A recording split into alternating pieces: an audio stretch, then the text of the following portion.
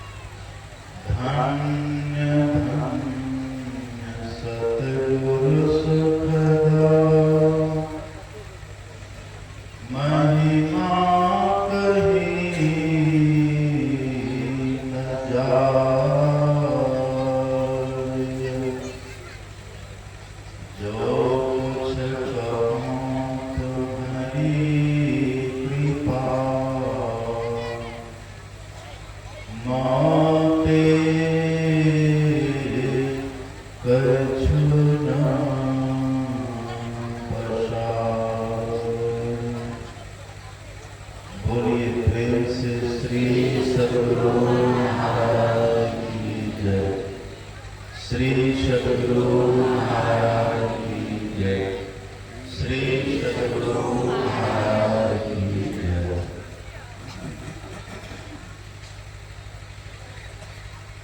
अर्चनीय वंदनीय साधु समाज, परम आदरणीय सत्संग प्रेमी महानुभावों, पूजनीय माताओं तथा भक्तिमती बहनों, आज हम लोग यहाँ त्रिदिवसीय सत्संग सत्संग के अंतिम दिन के अंतिम सत्र में बैठे हुए हैं। इस सत्संग के कार्यक्रम में आपने कई तरह के प्रसंगों को सुना। आज अंतिम दिन और अंतिम सत्र में हम लोग बैठे हुए हैं और जो विषय का भी पाठ हुआ है, यह विषय सतमत का महत्तम विषय है और बहुत ही कल्याणकारी विषय है। पाठ में जो आपने सुना है, माता सबरी और भगवान श्री राम का संवाद। राम भगवान है और सबरी संत है और ये दोनों ही आत्मोन्नति के शिखर पर पहुंचे हुए।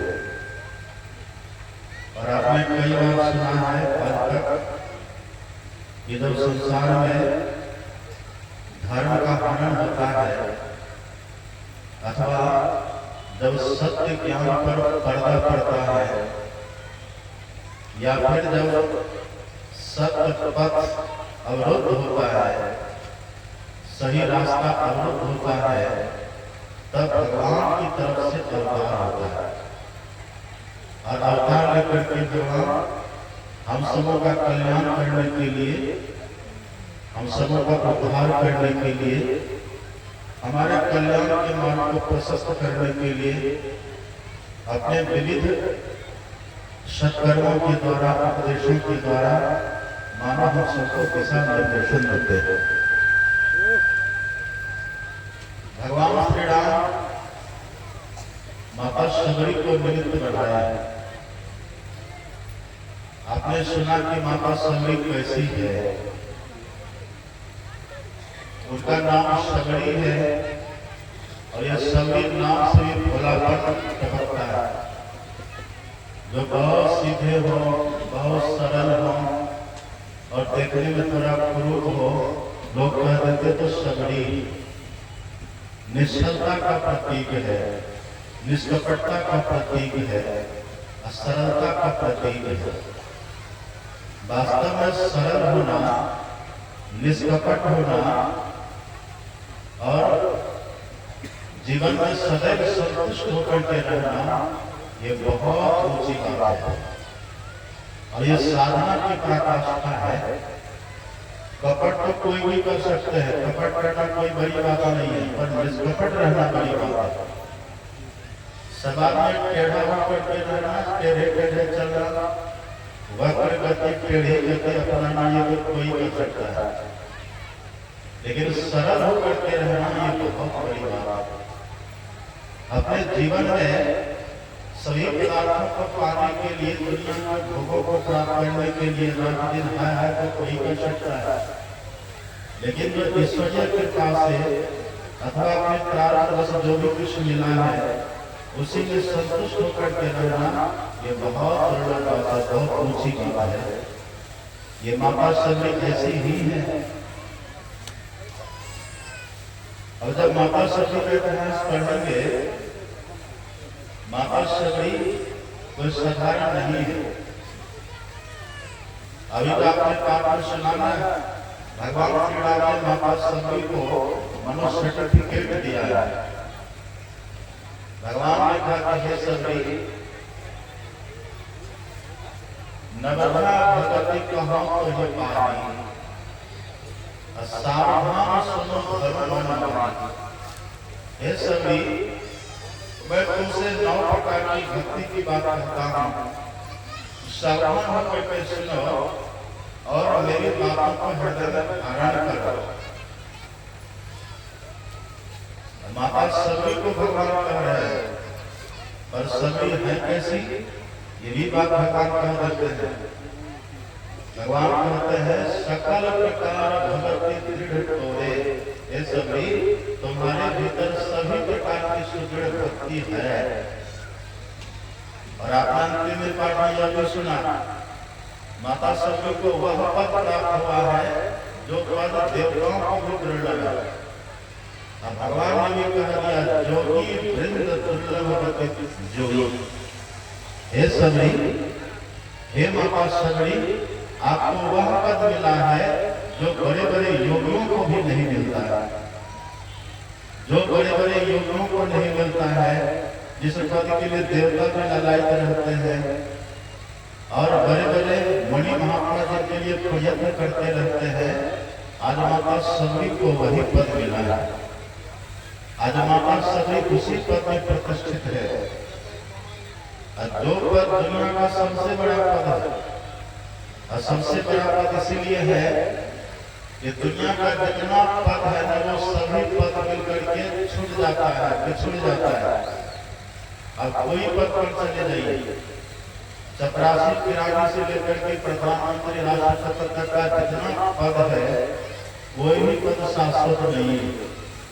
मिलेगा फिर ये छूटेगा, और इस पद को पाने में भी दुख है।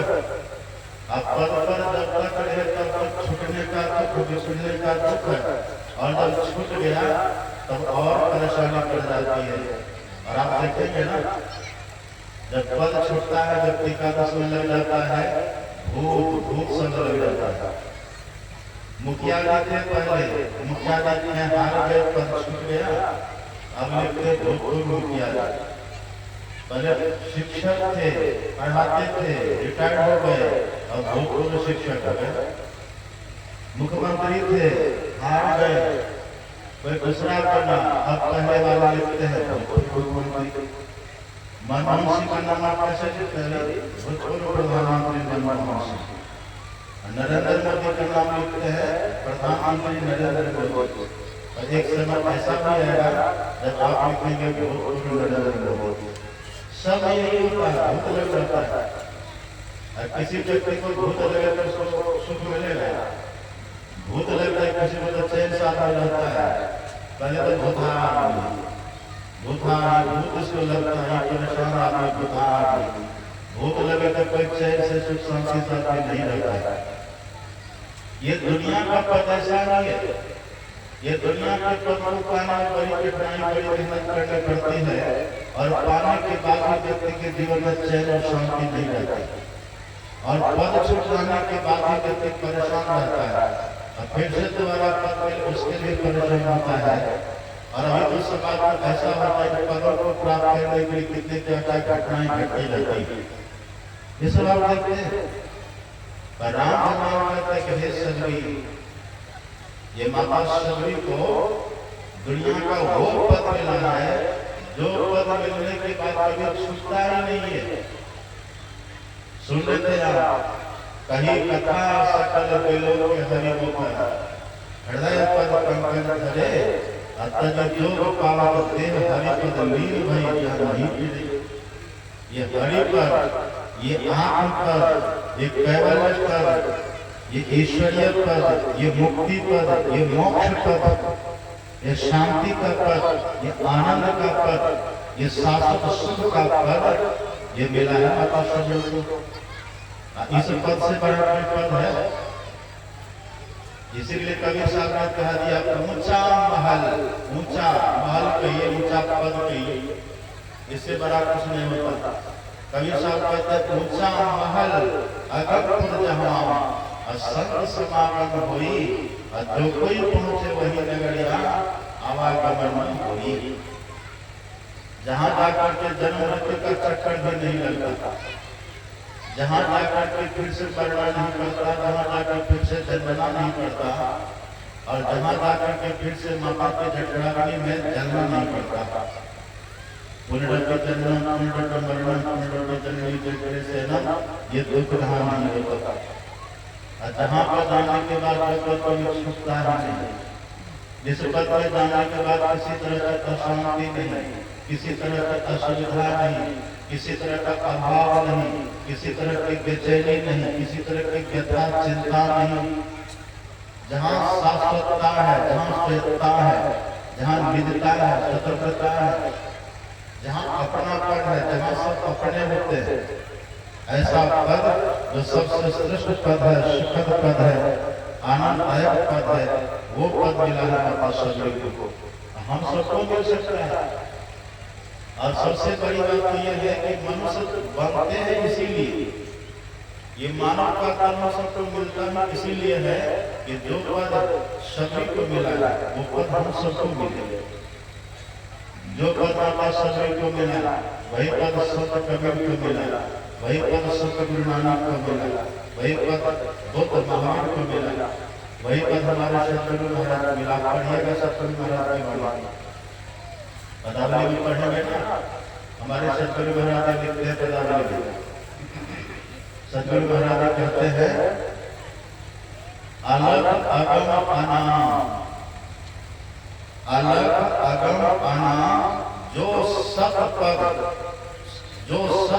सुरत रली, पाए पद निर्वाण कहत सब संत ली। हमारे गुरु महाराज कहते हैं, ऐसा जो पद है जो अलग है, अगम है, जो नाम रहित है, अनामी पद है, और जो सतपद है, सतपद इसीलिए कहते हैं जो कभी छूटता नहीं, कभी भी छूटता नहीं, कोई बदलता नहीं, परिवर्तन रहित जो पद है, जिसमें न कभी कोई परिवर्तन होता है, न घटती बढ़ती, न उतार चढ़ाव, कुछ नहीं जो होता, जो सतपद है, शाश्वत पद है। हमारे सदगुरु महाराज का जब पायो पा लिया, यही पद सब पाते हैं, यही मनुष्य का लक्ष्य होना चाहिए। पाया वो पद निर्वाण, उसी पद पर जो चले जाते हैं उसको निर्वाण मिल जाता है, जन्म मृत्यु से छुट्टी मिल जाती है। और उस पद पर जाने के बाद ये संसार अपना हो जाता है। उस पद पर जाने के बाद कोई पड़ा नहीं रहता, सब अपना, सब आत्मीय जन हो जाते हैं, सब सुहृद हो जाते हैं। अभी भी सब सुहृद हो जाते हैं। माता सबरी को यही पद मिला, हमारे सदगुरु महाराज को यही पद मिला, संत कबीर साहब को यही पद मिला। जितने संत थे पहुंचे थे कहीं गए, और सबकी एक कहीं बात, और सबे से आगे एक मत, सबकी एक कहीं बात, सब सत्या मिले एक मत कीजिए, चलिए पिया के देश। अब पिया मिले तो बड़े भाग से जहाँ के पठन करे, सब पिया के देश में बैठे हैं। ये माता सबरी है, और माता सबरी है कैसी, आपने सुना माता सबरी कैसी है? माता सबरी खुद से अपना परिचय दिया। माता सबरी कहते कहीं मेरी स्तुति करो तुम्हारी, अधम जाति में जड़ तुम्हारी। माता सबरी जाति से अधम है, सबर जाति, हील जाति, कोई कोई कहता अनुसरणी थी, ऐसा भी लोग कहते हैं। अभी भी यहाँ लोग होते हैं, उनको जाकर देखे वो माता सबरी को अपना आदर्श मानते थे। और क्यों मानते आदर्श? कहते हमारी जाति की माता सबरी, उनके कोई मान्यता है, संत की कोई जाति नहीं होती। संत की तो जाति हमारी आत्मा है, वो तो आत्मा की जाति, ईश्वर की जाति, और ईश्वर को जात पात से रही। ये माता सबरी है। माता सबरी खुद कहता है तो जाति से भी भिन्न है। और आप सुनेंगे और आपको कब आश्चर्य लगा, ये तो सुनेंगे कि पहले की माता सबरी कुरूपा थी, ये तो पहले सुने थे कि माता सबरी बहुत कुरूपा थी, काला रंग का शरीर था, दांत भी विचित्र था, उनका चेहरा भी बड़ा विचित्र था। और हमको आश्चर्य तब लगा जब मैंने परमानंद सदगुरु महाराज की वाणी को पढ़ी। आप पढ़िएगा, हमारे सदगुरु महाराज ने कहने की कृपा करी है कि जब सबरी को कोई पति घर लेकर के जा रहे थे ना विवाह करके, तो वहां सबरी का चेहरा नहीं देखे थे उनके पति देव, उनको लेकर विवाह करके रास्ते में लेकर के चले जा रहे थे, और संग वैसा हवा चली, उनके चेहरे पर से कपड़ा हट गया। अब वो जो उसका पति ने देखा है, पहली बार चेहरा देखा। हमारे गुरु महाराज कहते हैं इसके पति ने कहा कि इसको अपने घर में ले जाएंगे, बच्चे से डरेंगे, और लोग कहेंगे कहाँ से चुड़ैल उठा करके ले आया। अब कल्पना करी, सब का प्रयोग है चुड़ैल। चुड़ैल आप किसको कहते हैं? कैसे की माता सबरी का शरीर देखते हैं, कैसा था शरीर, कल्पना करिए चुड़ैल की तरह। अब दादा चुड़ैल नाम से डर जाता है, हकीकत में चुड़ैल कैसे होगी? भगवान को हम कभी देखते नहीं है, कभी देखते भी नहीं। अपन हम डरते नहीं चुड़ैल से, भूत प्रेत से डरना ठीक नहीं है, लेकिन चुड़ैल नाम सुनकर के डर लगता है। कैसा था सबरी माता का चेहरा?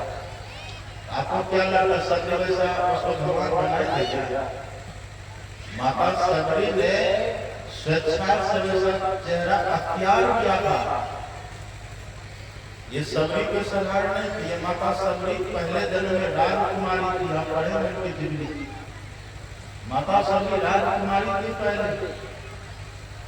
जब राजकुमारी थी तो बहुत प्रतिबंध था घर में, उनके घर के लोग कहते थे तुम सत्संग में नहीं जा सकती, उनके घर के लोग कहते थे तुम घर से निकल नहीं सकती, न घर से निकलो, न सत्संग में जाओ, न साधु महात्माओं के पास जाओ, न किसी आश्रम में जाओ, न किसी भक्तों से मिलो, और न खुल करके वो कहीं बैठ के ध्यान कर सकती थी, न भक्ति कर सकती थी। सभी माता के बंधन जैसा लगता था। हम मनुष्य बने हैं, भक्ति न करें जिसके लिए माता पद मिला। देव भरे का यही फल भाई, अब भजिए राम सब काम की है। ये मानव का फल जिसके लिए मिला, भक्ति करने में वही न करे। ये मानव पद में रह करके विवेक की प्राप्ति जहाँ होती है, सत्संग में भी हम रह जाए। जिस साधु संत को ईश्वर का साकार विग्रह कहा गया है, जिस साधु संत को भगवान की मूर्ति कहा गया है, सत्य पुरुष की आरती साधन होती दे, लगा न चाहे अलग को इन्हीं में लगा दे। जो साधु संत दर्पण का काम करता है संत दर्शन के लिए, हमेशा संतों का दर्शन न करे, हमेशा संतों का संग न करे, हमेशा सत्संग में जाए न, फिर क्या लाभ है मानव संतों का पाप करके। आखिर में वो राजकुमारी माता सबने पहले जन्म में थी। इनके घर के लोगों ने देखा कि ये सत्संग के बिना दुखी रहती है, ये साधु संतों के संग के बिना दुखी रहते। घर के लोगों ने सभी के लिए एक मकान, एक मंदिर बनवा दिया घर में। तुम घरे में रहो, यहीं पर भजन भक्ति करो। और जो आसपास में साधु महात्मा थे वो उस मंदिर में भी जाते थे। माता सभी बड़ी सहजता से, बड़ी श्रद्धा से साधु महात्मा की सेवा किया करते थे। और साधु संतों की सेवा व्यर्थ नहीं जाती। भाव से भगवान होते हैं ना। अगर साधु संतों के प्रति आपकी सत्य श्रद्धा है, भावना है, तो फलीभूत होता है, भावना फलित होता है। माता सभी के भीतर बड़ी भावना, बड़ी श्रद्धा का भाव, जो भी साधु महात्मा उसकी सेवा करते थे। माता सब राजकुमारी की इच्छा, किसी को कुछ रुपए देते, किसी को कपड़ा देते, अथवा जो कुछ मांगे उनको दे दिया करते थे। इसी में अब ये करते करते माता सभी का ये स्वभाव बन गया, संतों के साधुओं की सेवा करना एक उनकी आदत से बन गई, उनके जीवन का एक अटूट अंग हो गया। और जब भी कोई आते थे साधु महात्मा सेवा करते थे माता सभी, एक दिन संयोग से क्या होता है, उसी साधुओं के झुंड में एक पहुंचे हुए महापुरुष पहुंच गए। आत्मन्नता के शिखर पर पहुंचे महापुरुष पहुंच गए, जिनकी दृष्टि अचूक थी, जिनकी दृष्टि में द्वैत समाप्त हो चुका था, जो सीधे आत्मा का दर्शन करने वाले महापुरुष थे। ऐसे आत्मदृष्टा योगी वहां पर था। और माता सभी का स्वभाव बन गया था। जो भी साधु महात्मा सबकी सेवा करते थे, माता सभी ने उनकी भी सेवा कर दी। बड़ी सहजता से, बड़ी कर्तव्यता से, श्रद्धा के साथ, भाव से भीग कर उनकी सेवा करते माता सभी। साधु तो भाव देखते हैं, जैसे जो लहरी होते हैं वो हीरे की पहचान करते हैं, ऐसे जो संत होते हैं वो सुपाप की पहचान करते हैं। उस संत ने देखा कि बहुत संसार वाली है, इनके भीतर बड़ी भावना है। तब उस संत ने कहा कि पुत्री, मैं तुम्हारी सेवा से बड़ा खुश हूँ, तुम्हारी जो इच्छा हो वरदान मांगो। तब माता सभी ने उनसे मांगा था, आप देंगे? कहा देंगे, पक्का? हाँ पक्का, बोलो क्या तुमको चाहिए? तब माता सभी ने कहा था कि देखिए ये राज परिवार में रहते हो, यहाँ बड़ा प्रतिबंध है, सत्संग में न जाओ, आश्रम में न जाओ, साधु महात्माओं से न मिलो। ये राज परिवार है, ये अपने को बड़े कहने वाले लोग हैं, ये धन के नशा में चूर रहते हैं, धन के नशा में रहते हो चूर, और गरीबों की दुनिया से डरते हो दूर। ये अमीर लोग हैं, किसी कुल में मेरा जन्म हुआ, यहाँ बहुत प्रतिबंध है, यहाँ सुख कर्मों को करने में प्रतिबंध है। यदि आप मेरे पर कृपा करना चाहते हैं, कुछ वरदान देना चाहते हैं, सबसे पहला वरदान मुझे ये दीजिए कि मैं अगर अगली बार जन्म हो तो गरीब घर में मेरा जन्म हो। जैसे गरीब घर में साधु संतों को सेवा करना कोई प्रतिबंध न हो, जैसे गरीब घर में जन्म लेकर के हम सत्संग होकर के सत्संग में जा सकते, जैसे गरीब घर में जैसे घर में जन्म लेकर के हम भक्ति में लग सके। आप ये कृपा कर दीजिए।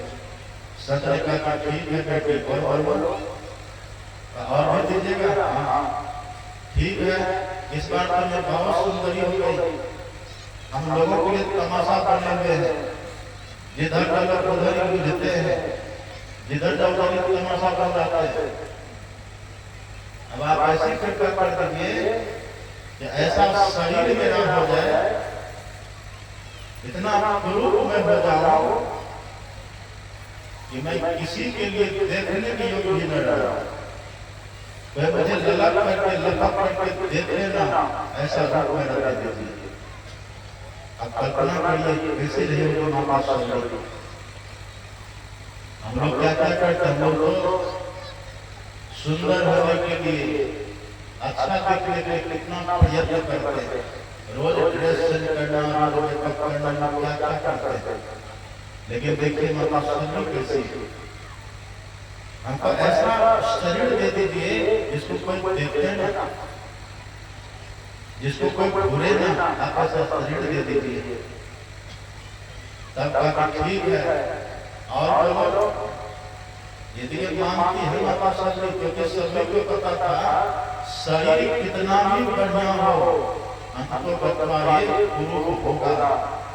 जवानी आएगी, सुंदरता बढ़ेगी, जवानी ढलेगी, सुंदरता सब समाप्त हो जाएगी, चेहरे पर झुर्रियां पड़ेगी, आंखों से दिखेगा कि जाला पड़ेगा आंखों पे, नाक से नाला बहेगा, लाठी से पाला पड़ेगा।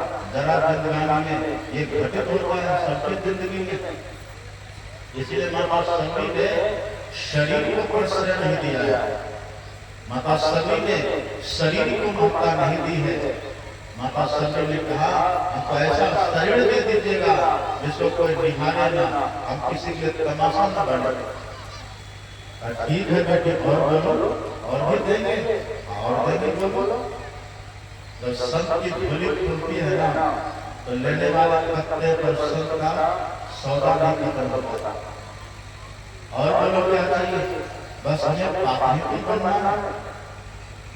संत जानते हैं पलटूदार कहते हैं अगर संत चाहिए, अगर संत चाहिए ना, संत भगवान को कहते संत हमारे प्राण रहा है साथ में।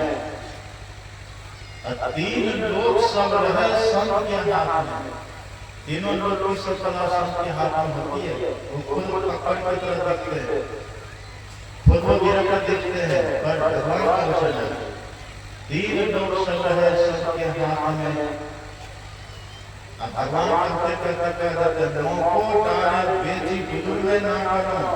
संत चाहे तो भगवान को हमको भी किसी हाथ बेच सकता है।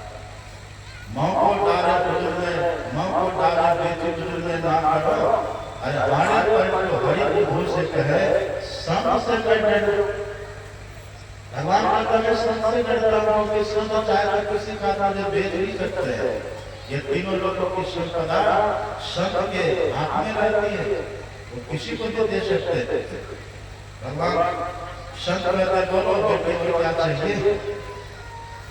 तब सभी ने कहा और भी दीजिएगा। हाँ बोलो। अगर ठीक है तो ये बता दीजिए तुम जल्दी मर जाए, हम जल्दी मरे, गरीब घर में मेरा जन्म हो, नीच कुल खानदान में जन्म हो और जन्म लेकर के गुरु का बनो और जन्म लेकर के मैं जन्म से भक्ति में लगूं। आप ऐसे हासिल हो कीजिए। देखिए माता सबरी का लक्ष्य, ये अब की सबरी बनी है ना, पहले वो राजरानी थी, राज परिवार में उसका जन्म है। जो बनने के हम तरसते रहते हैं, लोग राजपद पाने के लिए कौन पद पाने के तरसते रहते हैं, पर जिसको विवेक की दृष्टि मिल जाती है उसके लिए पद दुनिया का पद कितना तुच्छ हो जाता है। ना चंद्र से न सुखम चक्रवर्तिनः सुखम अस्ति विरक्तस्य वनिरेकांतजलिनः। इंद्र की दृष्टि में थोड़ा सा शुक्रिया में कहा चक्रवर्ती सम्राट सब टेंशन में रहता है। जितने बड़े बड़े पदधारी लोग हैं सब टेंशन में रहते हैं। जब मुखिया के पद पर नहीं थे तो अकेले चलते थे। मुखिया के पद पर आए तो 10-5 साथ चलेंगे। एमएलए की जब नहीं बने थे तो निर्भय वितरण करते थे। एमएलए जैसे बने अब सिक्योरिटी गार्ड के साथ में रहता है।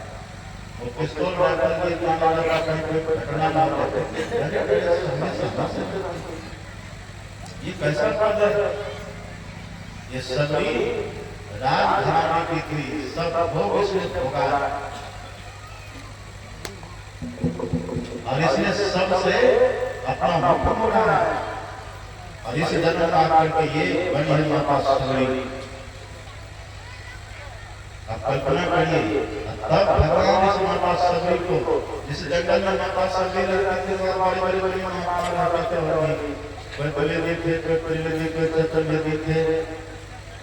लेकिन भगवान किसी के पास नहीं गए। कितने ब्राह्मण थे वहाँ, भगवान किसी के यहाँ नहीं गए। कितने क्षत्रिय थे वहाँ, किसी के यहाँ भगवान नहीं गए। बड़े बड़े तपस्वी थे, बड़े बड़े जटाधारी थे, भगवान किसी के यहाँ नहीं जाते। उल्टे लटक के रहने वाला थे, पानी में तैरने वाला थे, अग्नि में खड़ा होने वाला थे। अरे भगवान किसी के यहाँ नहीं जाते। एक माता सबरी जो मतंग ऋषि की शिष्या है, जिनके सदगुरु मतंग ऋषि है। मतंग ऋषि के सानिध्य में माता सबरी रही है और भक्ति करी है। भगवान कहते हैं माता सबरी आपको सब प्रकार की भक्ति है। अब आप कल्पना करिए कि माता सबरी ऐसी है जिनके लिए भगवान खुद कहता है कि सभी आपके पास सब प्रकार की भक्ति है, तो फिर भगवान ने उपदेश किया माता सबरी को। उपदेश करने का बस एक ही कारण था कि भगवान ये कहना चाहते हैं कि मैं जो सबरी को निमित्त बना करके कह रहा हूँ यही वास्तव में भक्ति है और मानव मात्र को यही भक्ति करनी चाहिए। राम भगवान अवतार करता है भक्ति के सम्मान को दिखाने के लिए, भक्ति के सही रास्ते को दिखाने के लिए। आप पढ़ेंगे हमारे गुरु महाराज लिखते हैं में जो संत महापुरुषों का ज्ञान होता है, जो संत महापुरुष भक्ति का मर्म समझाते हैं, वो कालांतर से और समय के फेर से वो कभी काल धूमिल हो जाता है। हमारे गुरु महाराज लिखते संतन की यह राज रही देश धर्म से पाटी हो, समाप्त हो जाता तरीका। और दूसरी जगह हमारे गुरु महाराज लिखते हैं गुरु की यह युक्ति बड़ी में ही प्रकट संसार नहीं। ये युक्ति जो भक्ति की युक्ति जिससे कल्याण करने से मोक्ष मिलता है, ये संसार में कभी काल गौर हो जाता है। ये संसार में कभी काल ढोंग की चक्कर में पड़ के, पाखंड की चक्कर में पड़ के, कामटी के चक्कर में पड़ के ये कभी काल गौर हो जाता है। हमारे गुरु महाराज लिखते हैं अंग बने फिरते बाहर अंतर पथ भेद न थे जारी। ऐसे स्थिति आती है संसार, अंतर का पथ समाप्त हो जाता है, भक्ति का भेद, भक्ति का रास्ता समाप्त हो जाता है। तब यही ढोल पिटाया सुनाई दिया गुरु साहा बाबा देवे। संत महापुरुष आते हैं और भक्ति की विधा का, भक्ति के ढंग का, भक्ति के प्रकार का, भक्ति की युक्ति का फिर से प्रचार करते हैं। ये तरीका है। बीच में तो उठिए मत, बीच में न उठिए न चंचल होइए, शांति से बैठे, किसी को बाधा न करिए। जिसके जिसके बच्चे से बच्चों को संभाल कर रखिए। यहाँ भीड़ में कितना कम लोग बैठे हैं और जैसे कैसे अभी भी कितना होगा किसी जगह का शांति से बैठे से किसी का बच्चे खड़े न हो, अपने बच्चे को पढ़ा कर।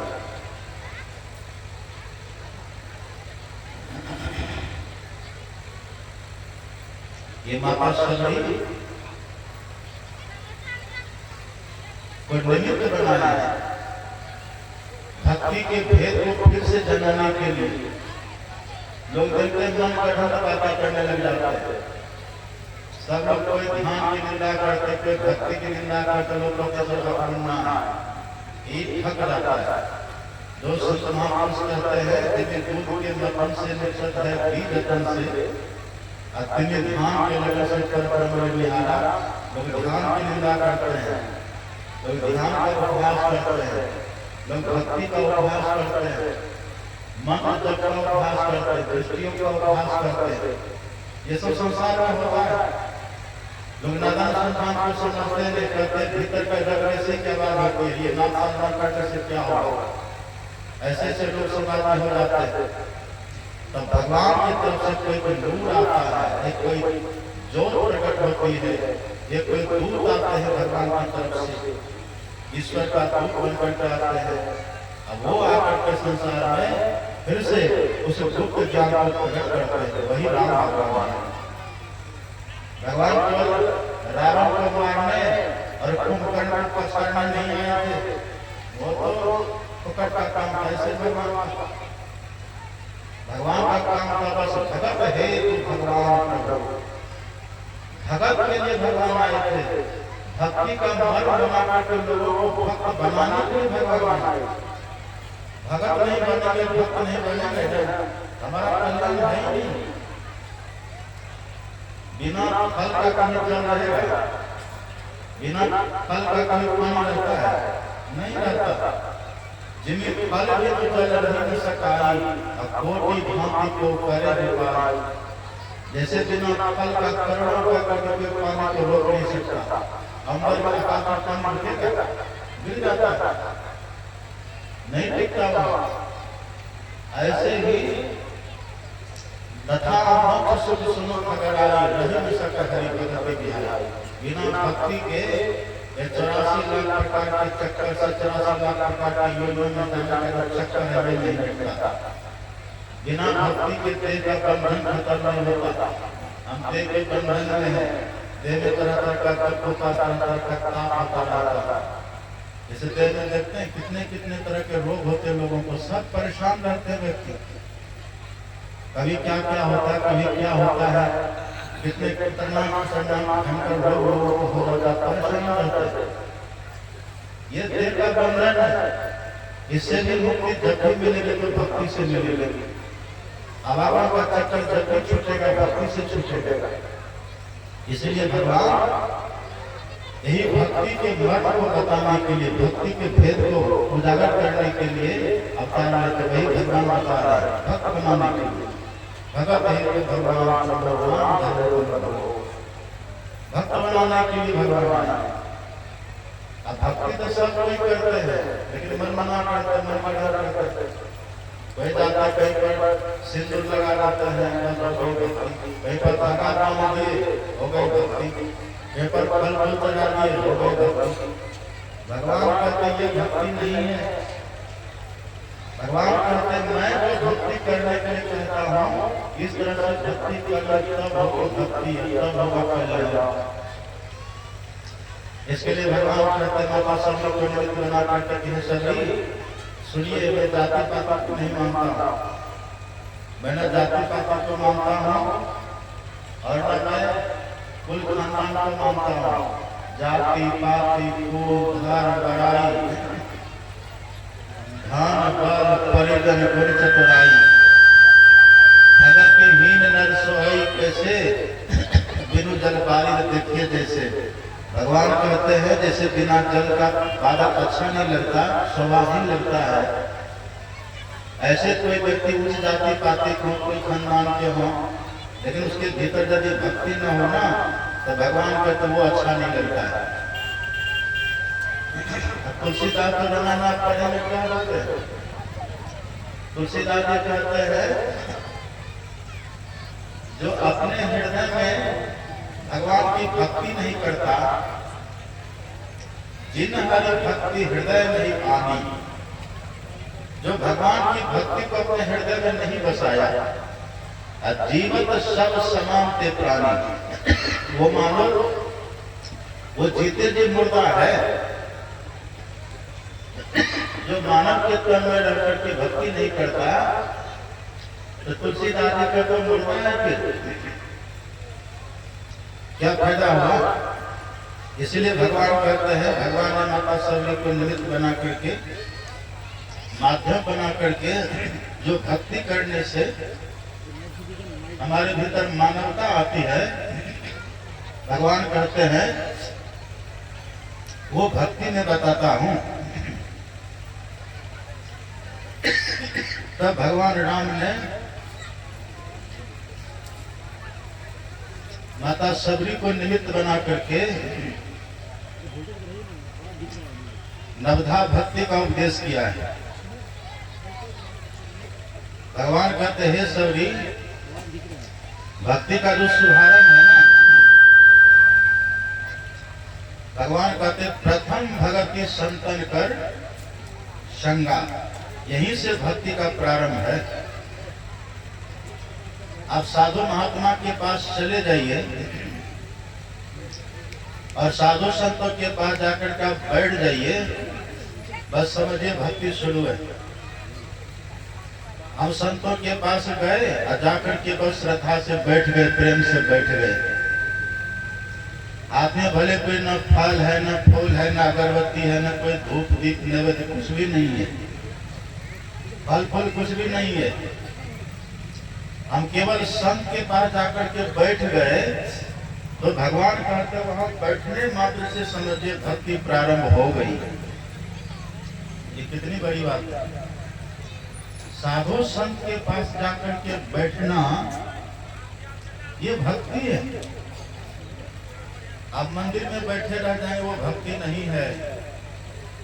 कोई तीर्थों में जाकर के बैठे रहे वह भी भक्ति नहीं है। लेकिन संत के पास कोई जाकर के बैठ जाए, कोई साधु महात्मा के पास जाकर के बैठ जाए, बस जाकर के बैठे और समझे भक्ति प्रारंभ है। ये राम बोल रहे हैं। राम भगवान कैसे है? भगवान कभी असत नहीं बोलते।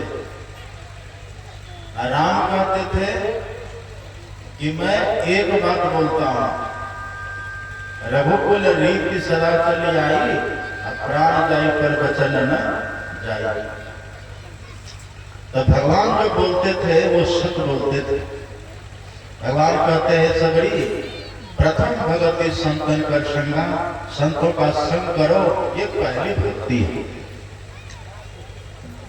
अब संत कहते हैं किसको? वेद से कोई संत नहीं होता है। आप कभी भी किसी को देश के आधार पर संत नहीं माने। ये सभी संत महापुरुष कहते हैं। देश कैसा भी हो पर जिसके ऊंचे ख्याल है, दिन बाहर से दिखे पर भीतर से मालो माल है। कोई कहता भिक्षु है, कोई कहता कंगाल है, पर गुजरी पहनो गुजरी का लाल है। संत भेष से होत नहीं, नहीं कथे बहु ज्ञान, नहीं मठ के अधिपति बने, नहीं किए तीर्थ स्नान। तीर्थ में स्नान करने वाला भी संत नहीं होता है, और आश्रम चलाने वाला भी संत नहीं होता है, मठ मंदिर चलाने वाला भी संत नहीं होता है, प्रवचन करने वाला भी संत नहीं होता, अब वेश बना लेने वाला भी कोई संत नहीं होता। संत कौन होते हैं?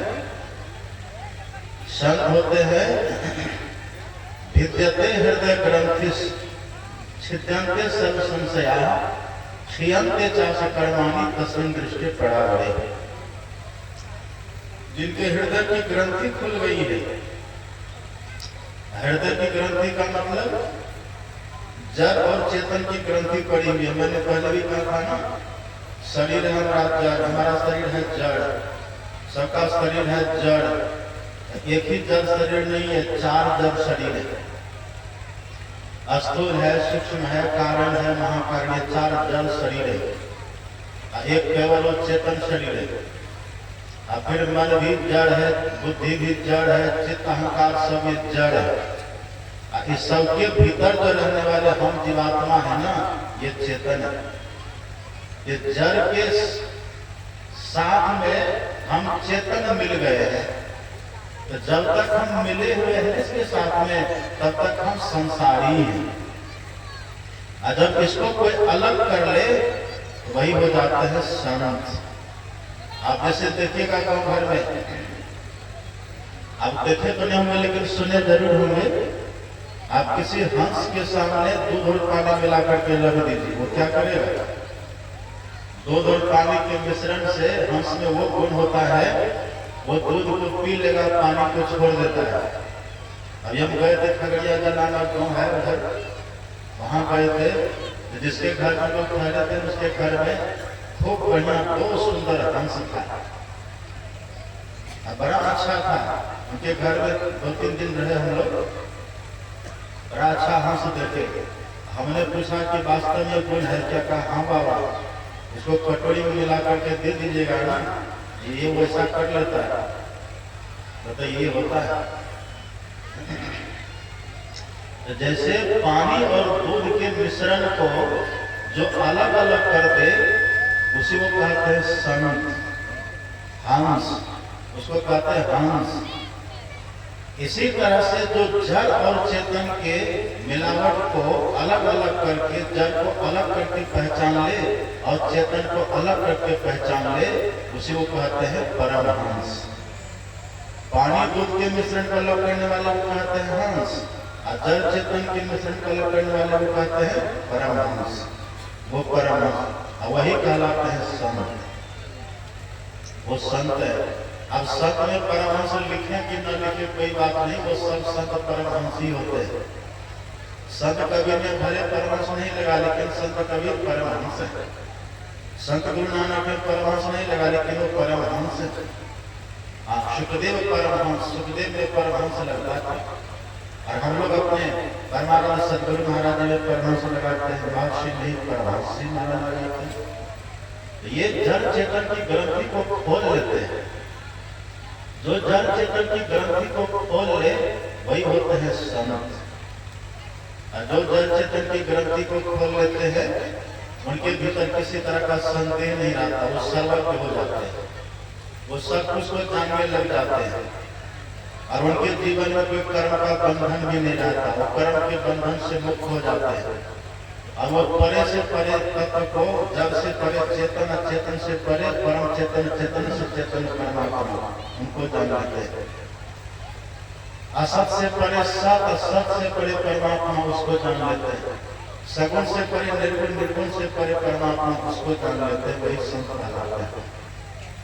लेकिन ऐसे संत का मिलना बड़ा कठिन है। ऐसा संत किसको मिलता है?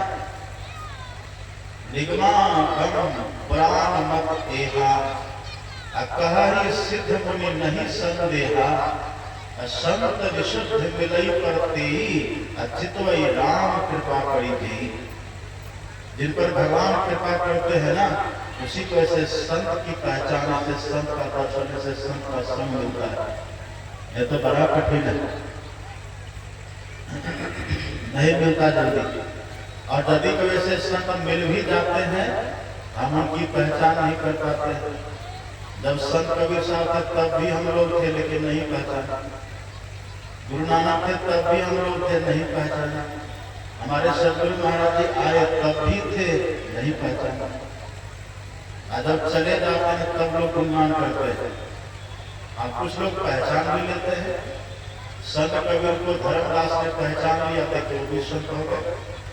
गुरु नानक को अमरदास अंगद देव जी ने पहचान लिया, वे संत हो गए। हमारे सदगुरु महाराज को बहुतों ने पहचाना, सब महापुरुष संत हो गए, कल्याण हो गए। राम को सब नहीं पहचाने, लेकिन महर्षि वाल्मीकि ने पहचान लिया, कल्याण हो गए।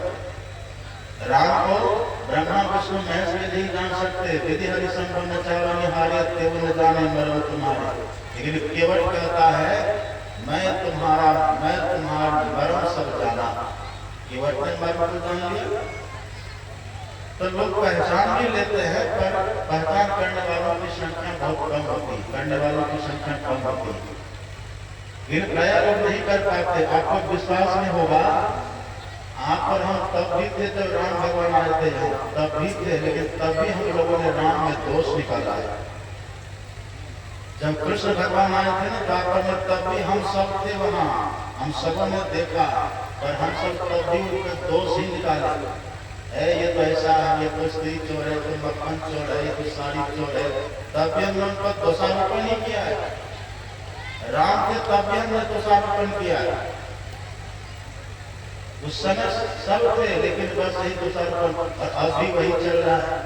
अभी बताया वो तो फलाना है, वो तो ढकाना, वो तो फलाना, इसी में सब जीवन पास हो रहा है। कितना जन्म हमारा बीत गया और कितना जन्म बीतेगा पता नहीं।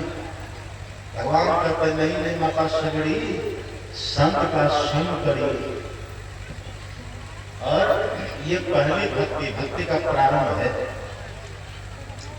अब फिर भगवान कहते कि सगड़ी, जहाँ कहीं सत्संग हो, जहाँ पे कथा हो ना, उसको प्रेम से सुनना, ये भक्ति है। देखते कैसे लोग मछली बाजार उधर बना करके रखे, उसको कुछ मिलेगा? वो सत्संग में आकर के भी सत्संग के लाभ से वंचित है। यहाँ देखिए कितने लोग कितनी श्रद्धा से बैठे हुए, आराम से बैठे, यही है भक्ति। सत्संग में आकर के घर के काम धंधा को भी आप छोड़ दिए, यहाँ आकर के भी मेला के चक्कर में है, तो समझ ले यहाँ आकर के भी कोई लाभ नहीं मिला। यदि यही पर श्रद्धा से बैठ के थोड़ी देर सुन लेते, सब सुन रहे हैं, कितना सुन रहे हो, बैठ के जा रहे हैं, उनको लगता है घर भाग जाएगा हमारा। घर कहाँ जगह भाग, घर में कोई पैर है तो भाग जाएगा। एक दिन आप लोग हम ही घर छोड़ के भाग जाएंगे। आराम से सुन लीजिएगा तो भगवान कहते भक्ति हो जाएगी। भगवान कहते दूसरी रकम कथा प्रसंग, यहाँ तक कहाँ से पत्थरघट के जहाँ पर हमारे नारायण बाबू, रामोतार बाबू, ये सब कहाँ ब्रजमोहन, कितना तक की माताएं कहाँ सतगुरुदेव का वहाँ कितना दूर से आकर से सुन, कितने दूर से लोग आके हम बैठे हुए। शराब पट्टी वाला सब भाग रहे हैं, शराब पट्टी वाला सब भाग रहे हैं, लेकिन सहरसा से लोग आकर के यहाँ बैठे हुए, कितना दूर से। देखिए हमारे बैठे, कितने अच्छे लोग यहाँ सब बैठे, कितने बैठे हैं। हमारे गांधी बाबू आया है, गायक जानते हैं ना, संजय बाबा का सुना, कहाँ से लोग आकर के यहाँ बैठे, सब सुन रहे हैं। एक शराब पट्टी वाला सब पट्टी वाला सब भाग रहा है। ये बताइए, भगवान कहते नहीं, आप बैठ के थोड़ी देर सुन लीजिए। दूसरी रति में कथा प्रसंग अगर बैठ के सुनने श्रद्धा से, तो समझे ये भक्ति है, भक्ति में दाखिल नहीं। दूसरी रति में कथा प्रसंग प्रेम से सुन लीजिए। यदि कथा सुनते सुनते मन उब जाता, राम कथा दे सुन अकाही, रस विशेष जाना तिन नाही। तब सत्संग का रस आपको नहीं मिला, तब आए थे सत्संग का रस लेने, पर यहाँ से विषय रस लेकर के चले गए। अब विषय रस आपके घरे में ढेर था, वो विषय रस वहाँ घर में भी था, और सत्संग में आए थे सत्संग रस लेने के लिए, लेकिन यहाँ भी विषय रस मन बात के सत्संग से भाग गए। भगवान कहते नहीं, आप पढ़ेंगे तो रामायण, जिनके श्रवण समुद्र समाना, कथा तुम्हारी सुभग सरिनाना, भरही निरंतर हो ही न पूरे, दिन कह ये तुम कह करी रोड़े। इसका आध्यात्मिक रहस्य और है, लेकिन मोटा अर्थ इसका प्रसिद्ध नहीं है, जिसका कान समुद्र के समान हो गया। और भगवान की कथाएं, ये सत्संग वचन, जिनके लिए नदियों का जल प्रवाह के समान है। जैसे नदियों के दर से समुद्र कभी नहीं भरता, ऐसे भगवान की कथा से, सत्संग के वचन से जिनका कान कभी नहीं भरता है, उसके हृदय में भगवान बस जाते हैं। ये कितनी बड़ी बात है। उनके हृदय में भगवान का वास हो जाता है। लेकिन जिसका मन सत्संग से उब गया, जो सत्संग को सुनना नहीं चाहते, जिनको कथा से प्रेम नहीं आता, भगवान शंकर इसका रिजल्ट सुना देते हैं। भगवान शंकर कहते हैं, जिन हरि कथा सुनी नहीं काना, श्रवण रद अहि भवन सवाना। जो भगवान की कथा को प्रेम से नहीं सुनता, तो समझ लीजिए उसका जो कान है ना वो सांप के बिल के समान है। और सांप कहते हैं किसको? अति कराल काल ज्ञान, अत्यंत कठिन काल को इस सांप का प्रतीक माना गया है। मतलब ऐसे व्यक्ति काल कलित होते हैं, उसका कोई ठिकाना नहीं होता। ये स्थिति हो जाती है। जिस मंडल साधु नहीं, नदी नहीं गुलजार, तद हंसा बहुत तेसरा, जम की मोटी मार। जम की मार कमी पड़ती है। जो श्रद्धा से प्रेम से सत्संग में बैठे, उसके हृदय में भगवान पधारते हैं। प्रविष्टा कर्ण रंध्रेण स्वानाम भाव सदरोहम, धुनोति सबलम कृष्णा शरीरस्य ता शरत। जो कथा वचन को, सत्संग वचन को श्रद्धा से प्रेम से अपने कान के रास्ते भीतर में पधराते हैं, इसी सत्संग वचन के माध्यम से भगवान उसके हृदय में प्रवेश करते हैं। सुखदेव जी का वचन है। और भगवान भीतर में जाकर के उसके भीतर के कलमश को, उसके भीतर के दुर्गुणों को, उसके भीतर की गंदगियों मलों को धोते हैं। ये कथा में प्रेम से सुनते हैं। इसलिए राम भगवान कहते हैं, माता सजरी कथा को प्रेम से सुनो, ये दूसरी भक्ति है। कथा सुनते सुनते रह जाइए। हमारे गुरु महाराज कहते करी सत्संग करिए, लेकिन गुरु खोज करिए। निकुरा नगरी बनकर के मत रहिए। जो निकुरा नगरी बनकर के रहते हैं, उसकी भक्ति खंडित हो जाती है। और निकुरा नगरी कहीं पे नहीं रहते। जैसे कोई नाव हो, नाव नदी में चले, पर कोई कर्णधार नाव पर नदी नहीं है, तो नाव किधर फंस करके जाएगी? वो नाव किस पत्थर में टकराएगी, किस चट्टान से टकराएगी, किस भंवर में फंसेगी, उसका कोई अता पता नहीं रहता। ऐसे जिसके जीवन में कोई गुरु नहीं होता, उसका जीवन किधर, किस गर्त में, किस खाई में गिरेगी, उसका जीवन गिरे का पता नहीं रहता। इसलिए भगवान कहते हैं कि सबरी जीवन में एक कोई सदगुरु होना चाहिए, गुरु होना चाहिए। बिनु गुरु माला फेरता, गुरु बिनु करता दान, बिनु गुरु सब निष्फल गया, बुझो वेद पुराण। गुरु बिनु जाप तप दान व्यर्थ व्रत, तीरथ फल नहीं दाता, लक्ष्मीपति ने सिद्ध गुरु बिनु प्रसाद जग जाता, सब व्यर्थ चला जाता है। इसलिए गुरु होना चाहिए। गुरु बिनु ज्ञान न उपजे, गुरु बिनु मिले न भेद, गुरु बिनु संशय न मिटे, जय जय जय गुरुदेव।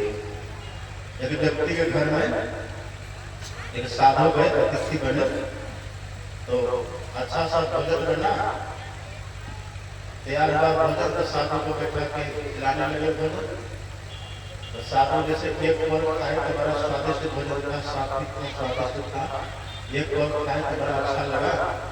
घर का तो बूढ़ा बाबा के घर वाले वही बैठे थे, कहते ये भोजन तो बड़ा अच्छा था, बड़ा स्वादिष्ट है, ये सात्विक है, खाना बड़ा अच्छा लगता है। घर वाले ने कहा कि बाबा आपकी कृपा है, मेरी को कहूँ नहीं बना लगा। अब जैसे कहा मेरी को कहूँ नहीं बना, तब तो कहूँ कि नहीं सुन रही थी, तो बैठ आई, बाबा का प्रणाम किया। बाबा ने पूछा तुमने भोजन बनाया? हाँ बाबा, बहुत अच्छा है, आपकी कृपा है। क्या नाम है? और जो बूढ़ा था ना उधर से हट गए, घर में जाकर बैठे। क्या नाम है बेटी?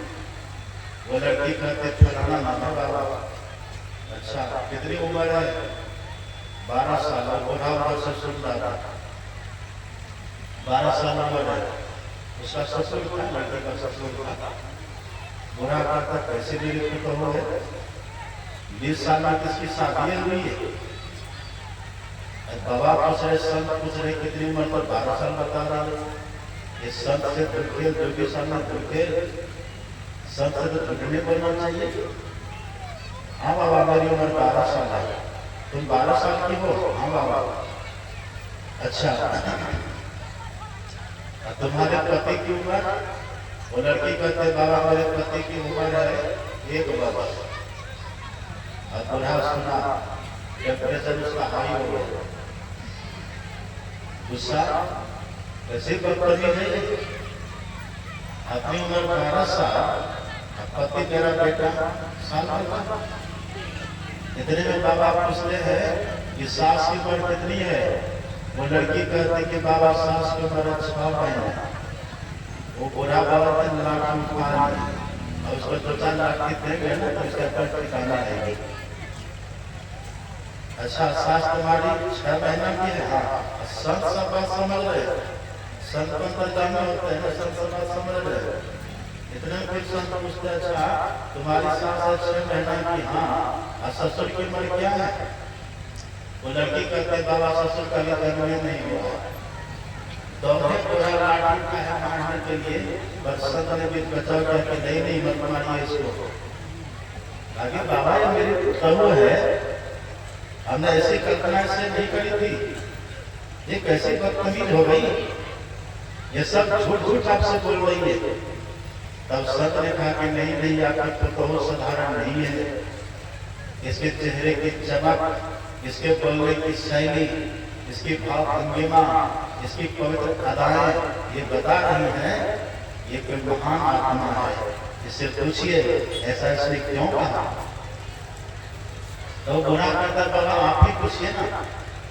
तब संत कहते ठीक है पति बताओ तुमने ऐसा क्यों कहा?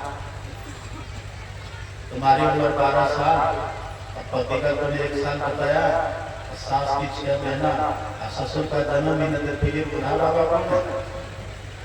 जबकि संत सब समझ लेते फिर भी बुढ़ा बाबा की आंख खोलने के लिए उसको कहते हैं। लड़की ने कहा कि बाबा मैंने बहुत सत्संग किया है, जब मैं छोटी थी मेरे घर में सब सत्संगी, मेरी माँ, मेरे पिताजी, दादा दादी सब सत्संगी थे। और जहाँ पे सत्संग होता था हमको लेकर के जाते थे, वहां बैठ के मैं सुनती थी। वहां मैंने सुना था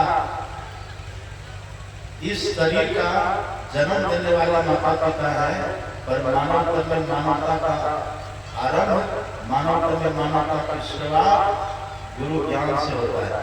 श्री सद्गुरु गुरु से जीवन शुरू होता है। बाबा आज से 12 साल पहले मैंने दीक्षा ली थी, और तब दीक्षा लेने के बाद में सभी सदाचारों को अपना लिया। पहले तो बाबा ऐसे जहाँ तक घूमती रहती थी, जैसे जट का टाइम पास होता रहता था। लेकिन जब से मैंने दीक्षा ली, अब त्रिकाल संध्या करती हूँ बाबा, प्रतिदिन त्रिकाल संध्या करती हूँ, सत्संग करती हूँ, साधु महात्मा का सम्मान करती हूँ, सास ससुर की सेवा करती हूँ, पति की सेवा करती हूँ। अब ये लगता है कि मेरा जीवन अच्छा है। इसीलिए मैंने कहा कि मेरा जीवन, मेरी आयु 12 साल है। जब मेरा विवाह हुआ था ना बाबा, मेरे पतिदेव मांसाहारी थे। ये पढ़े लिखे हैं, ये पढ़े लिखे बहुत अच्छे हैं, और ये अच्छे पद पर नौकरी भी करते हैं। लेकिन ये भी मांस मछली पहले खाते थे, अंडा खाते थे, कभी कभी शराब भी पी लेते थे। जब मैं यहाँ आई तो मैंने मेरे पति को समझाया कि पतिदेव ये सब मत खाइए पीजिए। मेरे पति ने मेरी बात को मान ली और धीरे धीरे सब छोटे छोटे छोड़ दिए, और 7 साल पहले मेरे पति ने दीक्षा ले ली। इसीलिए मैंने कहा कि मेरे पति की उम्र है 100 वर्ष। अब वो ससुर आंख को देख रहा है ना, क्यों? फिर कहते बाबा ये जो मेरी सास है ना, ये पहले मुझसे बहुत लड़ती रहती थी, ये लड़ती थी, लड़ते कहते कि अरे मैं कोई ऐसे वैसे सास हूँ क्या, मैं ऐसी सास हूँ कि तुम्हारा सांस लेना बंद कर दूंगी। तो बाबा जब मेरे मित्र के प्रति श्रेय स्वार्थ की भावना थी, ये तभी कभी मैं भी कह देते थे कि मैं ऐसे वैसे बहू थोड़े न हूँ, मैं ऐसी बहू को तुम्हारा लहू पी रहा हूँ। ये खूब चलता था। आखिरकार बाबा मेरे पिता जो स्नेह की भावना, उपकार की भावना थी, इनके हित की भावना थी, उस भावना से धीरे धीरे मेरी सास भावित हो गई। और 6 महीना पहले इन्होंने भी दीक्षा ले ली, मेरी सास ने दी। इसलिए मैंने कहा कि मेरी सास की उम्र है 6 महीना। ये जो ससुर जी है ना बाबा, पूछिए अभी लगे तो आप पास करते पूछिए इनको, यदि भी खैनी खाता से चुटकी न देता तो देखो खैनी का पूछिए इनको। अब वो बूढ़ा बेचारा सपना सिर झुका करके एकदम काटो को खून नहीं, वो स्थिति उसकी हो गई। तब हाथ जोड़ के उनके ससुर कहते कि बाबा आज मेरे पुतों ने मेरी आंखें खोल दी, आप कृपा करिए और मुझे भी दीक्षा दे ही दीजिए। कहा तो ठीक है, एक माला बना करके फूल का ले आइए। फूल की माला बना कर दक्षिणा लाए, और वही बैठा के दीक्षा दे दिए और दीक्षा के बाद फिर थोड़ा ध्यान करवा करके और फिर माला पहना करके प्रणाम किए, जैसे अपने गुरु को जैसे प्रणाम किए तो लड़की उधर से कहती कि बाबा आज मेरे ससुर जी का जन्म हुआ है। ये गुरुपद पंकज सेवा श्री भगवती अमा निगुरा निगुरी बनकर के मत रहिए, सावधान बरपक्का गुरु से सावधान रहिए। पाँव दिया खोल दिया और दिया पैसा और तीन को फूक दिया पैर होके पैसा, ये कान फूकने से कुछ नहीं होता। हमारे गुरु महाराज जी कहते थे आजकल के लोग गुरु बन करके कान फूकने लगे हैं, पर कान में कहाँ क्या था इस बात को भूल गए। दीक्षा की विधि खुद नहीं जानते, धर्म करने की विधि खुद नहीं जानते और गुरुवाई करते, गुरु बनते हैं, संत महात्मा के ज्ञान को बदनाम करते। ऐसे कंटकों से सावधान रहिए जो भक्ति का मर्म बता दे। मुर्शिदे कामिल से मिल सिद्ध और सबरी से तकी, जो तुझे देगा पहाड़ सहरग के पाने के लिए। आपके भीतर में जो सहरग है, सहरग कहते हैं ईश्वर के पास जाने के रास्ता को, जो सहरग दसम द्वार है, तीसरी आंख है, तीसरा दिल है, वो कहाँ पर है, ईश्वरीय रास्ता किधर है, ब्रह्म पथ किधर है, ये जो बता दे वो गुरु हो गए। मुक्ति मार्ग जानते साधन करते नित्य, साधन करते नित्य सत्य जग में रहते। दिन दिन अधिक विराग प्रेम सत्संग करते, संसद गुरु बहाय सतमत स्थिर करते। जड़ ज्ञान समझे बोते क्रोधी को हरते, में ही ये गुरुधर जोई गुरु सोई सच्चित। मुक्ति मार्ग जानते साधन करते नित्य। ऐसा यदि कोई गुरु मिले उनको गुरु बना लीजिए। और भगवान कहता है ऐसे गुरु की सेवा मान सम्मान की भावना को छोड़ करके करना, ये तीसरी भक्ति हो जाएगी। अहम अग्नि हृदय जड़े गुरु से चाहे मान, दिल को ये न्योता दिया हो हमारे मेहमान।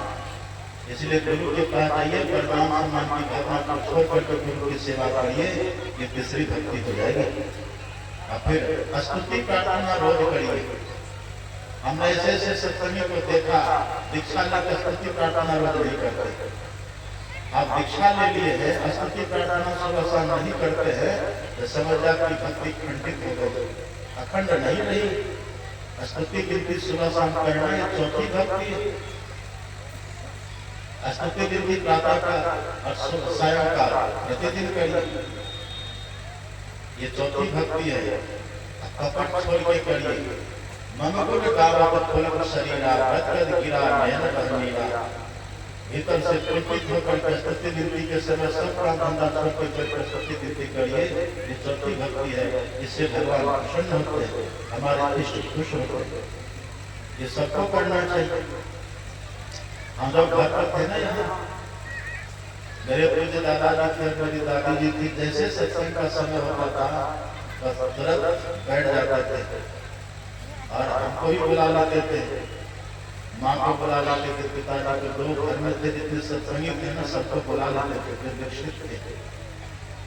कभी काल ऐसा होता था कि हम कहीं अंदर चले जाते थे लेट होती जाने में, तो दादाजी रुके रहते थे। जब तक हम आ नहीं जाते थे बुला के, तब हमको भी साथी करवाते थे। ये कितना बड़ा उपकार है। आप भी अपने बच्चों को स्तुति करिए, प्रार्थना करिए। मैंने कल कहा था ना, 5 साल तक आप बच्चे को खूब लाड़ प्यार करिए। 5 से जैसे ऊपर होता है, 5 से 10 इतने इसी के बीच में आप उसको दीक्षा दिलाइए, उसको संतमत से जोड़िए, उसको सत्संगी बना दीजिए। खुद स्तुति गिनती करिए और उसको भी बैठक स्तुति गिनती करवाइए। वो आपके भविष्य में सेवादार होगा, सेवा करेगा, वो सत्कर्मी होगा। आप मरेंगे तो उनके सत्कर्म के प्रभाव से आपकी भी सदगति होगी। यदि कुपुत्र हो गया ना, तो उसके कुकर्म से हम सबका भी, गार्डन का भी, भावक का भी, उसका भी मुक्ति दुर्गति हो जाता है। अभी से सावधान हो रहिए। और 10 साल के बाद तो फिर बच्चे मानते भी नहीं, और 10 साल के बाद आपके हाथ से निकल जाएगा। इसलिए जैसे 10 साल हो, 5 से 10 तक उसको ताड़ना दीजिए, उसको संयम में रखिए, उस पर ब्रेक लगाइए, उसका पहरा करिए, संस्कार दीजिए शिक्षा के साथ में। फिर देखिए कितना महान बनेगा। रामकृष्ण अपने घर में खेलेगा, लेकिन यहाँ पर धुंधकारी को खिला रहे हैं, थोड़ा मत मानिए। घर घर में धुंधकारी है, अजामिल है। अब बहुत के घर में राम भी है, कृष्ण भी है, वो भी है। जो संस्कार करके घर में राम कृष्ण है, उसके घर में सीता सावित्री खेल रही है, दमयंती उसके घर में खेल रही है, कितने के घर में भरत खेल रहा है। ये धुंधकारी भी तो खेल रहा है, शर्पणखा भी तो खेल रही है। शर्पणखा का सुधार करिए, पूतना का सुधार करिए, संस्कार दे अपने बच्चों को। ये चौथी भक्ति है, स्तुति विनती प्रतिदिन करना। अब गुरु ने जो मंत्र दिया है, बड़े विश्वास के साथ जप करो। मंत्र जाप दृढ़ विश्वास, पंचम भजन सुदेव प्रकाश। गुरु मंत्र का मानी मन जप, गुरु रूप का मानी मन ध्यान, पांचवी भक्ति है। गुरु जाप मानस, ध्यान मानस, विधिये दृढ़ साध कर, इनका प्रथम अभ्यास कर सुध शुद्ध करना चाहिए। आपकी वृत्ति शुद्ध हो जाएगी। कबीरा मन निर्मल भया जैसे गंगा नीर। गंगा के पानी के समान अपनी वृत्ति पवित्र हो जाती है ना, उसी पवित्र वृत्ति में इष्ट का रूप प्रकट हो जाता है, आपको दर्शन हो जाएगा। निहारो यारो गुरु मूर्ति की ओर, गुरु मूर्ति सुरति विच निरखो, तब हो जो। एक मंत्र का जप करना चाहिए, इष्ट के रूप का ध्यान करना चाहिए। ये दोनों क्रिया करने से छठी भक्ति करने की योग्यता आती है। छठी भक्ति है इंद्रियों का निग्रह। इसी को संत मत में बोलते हैं दृष्टियों की साधना, इंद्रियों का निग्रह। छठम शील विरति करना, निरत निरंतर सज्जन धर्मा। बहुत से दुनिया में कर्मकांड और सत्य को बचा करके रखे, समय निकाल करके, समय का सदुपयोग करके, बैठ करके, दीक्षा ले करके अपने दोनों दृष्टिधारों को सुखमना में मिलाइए, इंद्रिय निरोध हो जाएगा। सावन सुखमन दृष्टि आनत, दामिनी छिन छिन दमकई, हील डोल तज सुरत फिर करी, प्रणव तार उड़ाइए। जैसे अपने भीतर प्रणव बिंदु को देख लीजिएगा, प्रणव बिंदु के देखते ही सभी इंद्रियों से चेतन का सिमटा हो जाता है, इंद्रियों का दमन हो जाता है। फिर आंख परेशान नहीं करेगी, कान परेशान नहीं करेगा, जिह्वा परेशान नहीं करेगी। ये सब इंद्रियां आपके बस हो जाती हैं। इंद्रियों के भीतर से चेतन का सिमटा हो जाता है, नवोद्वार से चेतना हमारी सिमट जाती है, अंधकार सब निकल जाते हैं। जब तक है अंधकार, जब तक है तम, तब तक है जम। ये दृष्टियों की साधना से हम जम की पकड़ से छूट जाते हैं, अपने भीतर प्रकाश हो जाता है।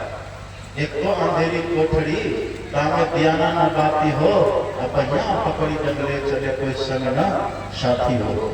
हम अंधकार से प्रकाश में चले जाते। छठी भक्ति, और छठी भक्ति आपको दिव्य दृष्टि देती है। जो मैंने प्रातः काल कहा, ये छठी भक्ति से दिव्य दृष्टि खुल जाती है।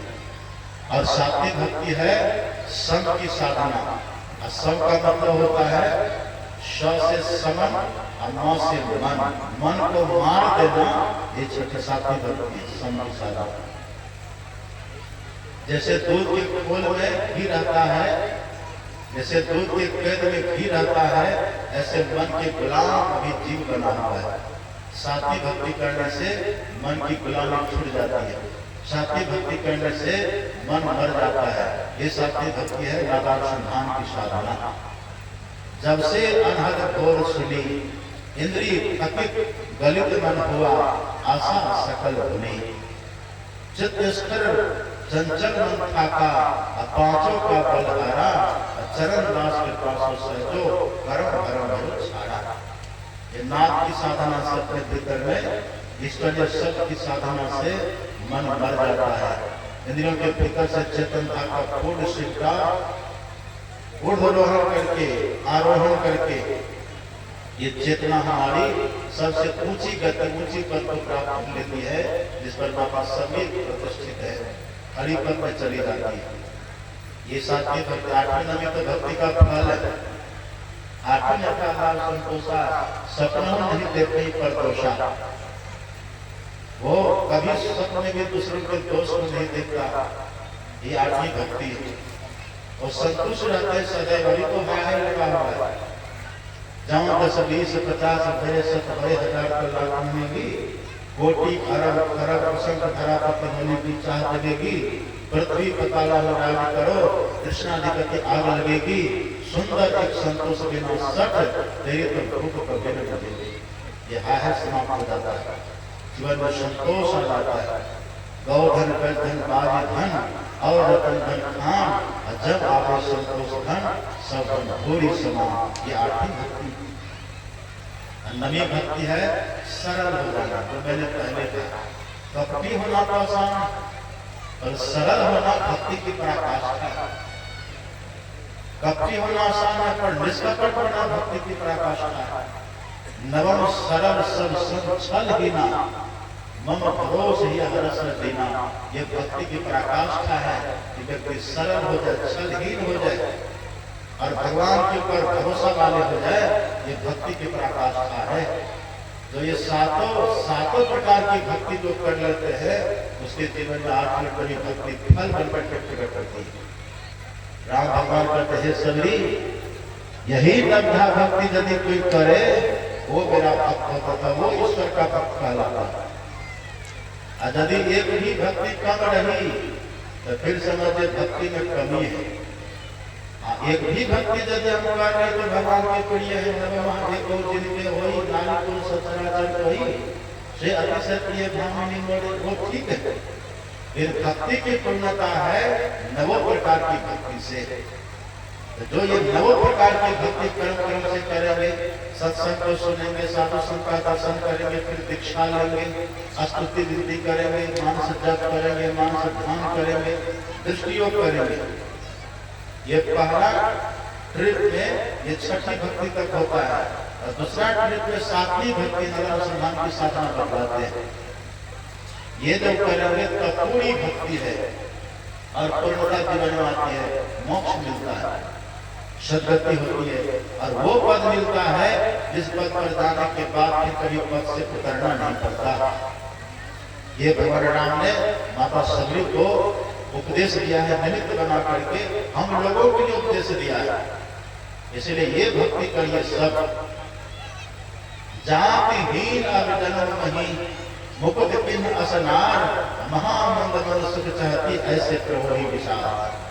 तो जातिहीन और पापों की जन्म भूमि ऐसे स्त्री को भी मुक्ति मिल सकती है, तो हम सबों को क्यों नहीं मिलेगी? सभी तो पढ़ी लिखी भी नहीं थी, गुरुका थी। आप तो पढ़े लिखे भी हैं, आप तो सुंदर भी हैं, आपके पास तो धन दौलत भी है, सभी के पास तो वो भी नहीं था। तो जब सब तरह से हीन को ये गति मिल सकती तो आपको क्यों नहीं मिलेगी? आप भी करें, हम भी करें, जो करेंगे वो करेंगे, और जो नहीं करेंगे तो फिर। इसलिए संत महापुरुष का यही काम करिए, ये काम करिए। हमारे गुरु महाराज शरीर सुनने लगे थे ना अंतिम में, तब सतगुरु महाराज जी ने कहा था, सुखी रख कर ले नाम समर ले, वो जाने कल की जगत में अगर बड़ी पड़ जाएगी। इसको कम करिए तो लाइफ को कम करिए। हमारे गुरु महाराज कहते हैं सुकर्म करिए और सुमरण करिए, इससे जीवन हमारा सफल होगा। यहाँ सत्संग हो ही रहा।